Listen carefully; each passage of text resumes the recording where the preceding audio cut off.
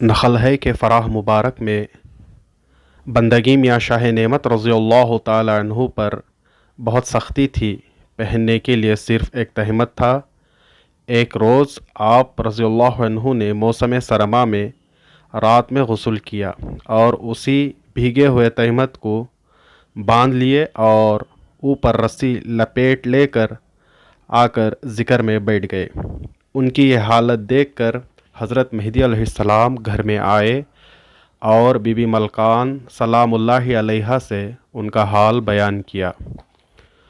उम्मुल मोमिनीन अलैहिस्सलातु वस्सलाम ने फरमाया, मीरान जी, उनको कोई चीज़ दो। हज़रत ने फरमाया, हाँ बीबी, बंदा जो कुछ लाया है वो सब उनके लिए है। फिर हज़रत शाह नेमत रज़ियल्लाहु अन्हु के पास आए।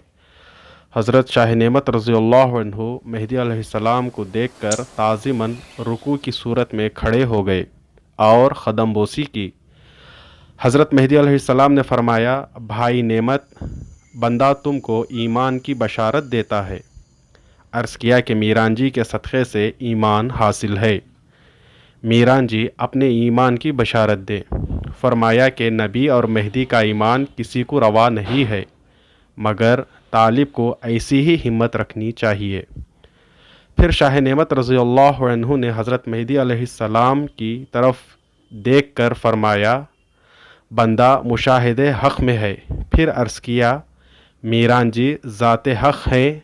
हज़रत मेहदी अलैहिस्सलाम ने फरमाया, बंदा बंदा और अल्लाह रब्बुल आलमीन है।